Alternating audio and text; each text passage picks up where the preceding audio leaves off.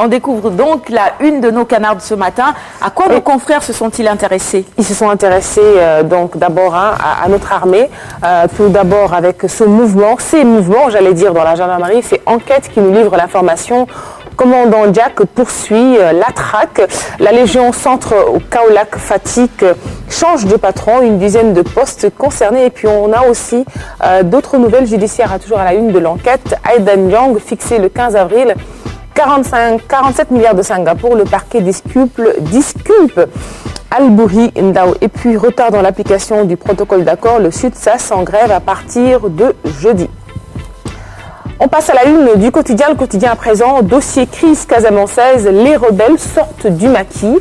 Accrochage entre l'armée et des combattants de Hatout Badiat. Allez, on passe à la une de Libération à présent avec l'ancien commissaire de l'OMVS, Ould Merzouk, obtient un non-lieu, soupçon de blanchiment contre l'ancien haut commissaire de l'Organisation pour la mise en valeur du fleuve Sénégal. Le doyen des juges a ramené à contre-courant de la Santif. Et puis trafic de drogue, la SR cueille la baronne de la banlieue. Affaire du marché d'1 milliard de francs CFA, la SAED a finalement eu gain de cause. Ainsi donc va l'actualité à la une de Libération. Allez, on passe à l'Observateur à présent. Vous le savez, hier déjà, tous les journaux en parlaient. L'affaire des 3 Sénégalaises décédées à Casablanca, au Maroc. Donc enquête sur la mort des 3 Sénégalaises au Maroc. L'État réfute la thèse du gaz. Sori Kaba, directeur des Sénégalais de l'extérieur, une simple fuite de gaz ne peut être à l'origine de ce drame. Le gaz du chauffe-eau de l'appartement des filles, une deuxième thèse suivie par la police marocaine. Et puis débat à présent entre techniciens du gaz et professeurs d'université sur le côté tueur du butane. Allez, on a aussi d'autres nouvelles à la une de l'Observateur. Réunion du Front patriotique pour la défense de la République. Ouad se défoule sur Souleymane Ndéné. Il n'a aucune chance. Il est de connivence avec Macky Sall. Et puis football, recherché par son club, Bouna Koundoul, porté disparu. Pèlerinage à la Mecque, les voyagistes privés sommés de déposer leur lettre de garantie. Disparu.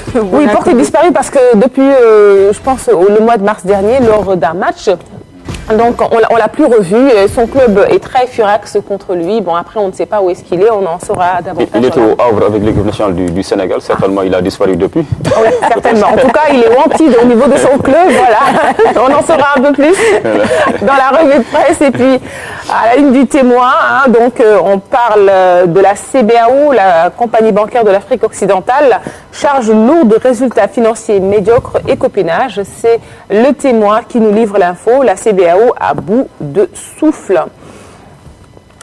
Allez, on passe à la une de Direct Info. Direct Info interdit de revue de presse. Décision de la direction générale ou simple humeur de Ahmed Aïdara. Direct Info zappé depuis le 29 décembre 2014. Le PDG Bougane Gueye Dany interpellé. Et puis, toujours à la une de Direct Info, incendie au ministère chargé des collectivités locales. Le bureau de Maître Oumar Youm réduit en cendres. Et puis drame à Hamo 3, une dalle s'effondre sur un bébé et un talibé. Jeanne a encore du souci à se faire. Donc ça s'est passé à Hamo 3. Ouais.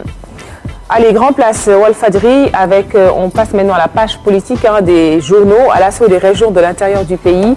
Télescopage en vue, le PDS s'engage dans la campagne, la PR porte la tournée de Macky au Saloum. Et puis, Abdoulaye Dramé, APR de Matam, donc Beno Bokoyakar doit se démarquer si. 3 points de suspension. On passe à Sud Quotidien. Libération des otages politiques et croisade contre Beno Bokoyakar, le FPDR en ordre de bataille. Et puis on a aussi à la une de Sud Quotidien, le coach de l'équipe nationale de football, Aliou Cissé, sélectionneur des Lions. La poule du Sénégal est un groupe possible. Ça, on l'avait déjà vu hier. Hier, c'est ça, tout à fait. Très bien. On passe à l'AS à présent. Réduction des redevances sûreté et passagers. L'aéroport de Dakar en zone de turbulence. Et puis, les révélations d'Oumar Sarr. L'État bloque l'arrêt de la CRI pour maintenir Karim en prison. Tronçon Fatick Kaolack. Les travaux démarrent à la fin du mois. Et puis, on a quelques infos de lutte à la une de l'Est. Mbaye Gueye contre l'exil du fils de Double S, si Balla Gaye 2 le veut, on travaille ensemble. Allez, ça c'est une proposition de l'ancien tigre de face, un ancien tigre qui a toujours ses griffes et qui a toujours voilà, du talent à revendre. La Tribune, toujours l'actualité judiciaire, impossibilité de saisir la Cour suprême dans l'affaire Karim, l'arrêt de la CREI introuvable selon le Parti démocratique sénégalais. Les libéraux soupçonnent les juges de vouloir retoucher l'arrêt.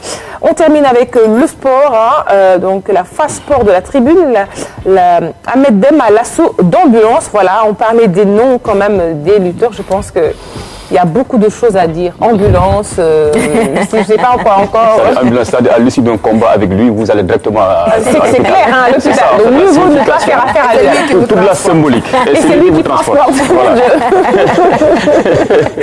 C'est simple que ça.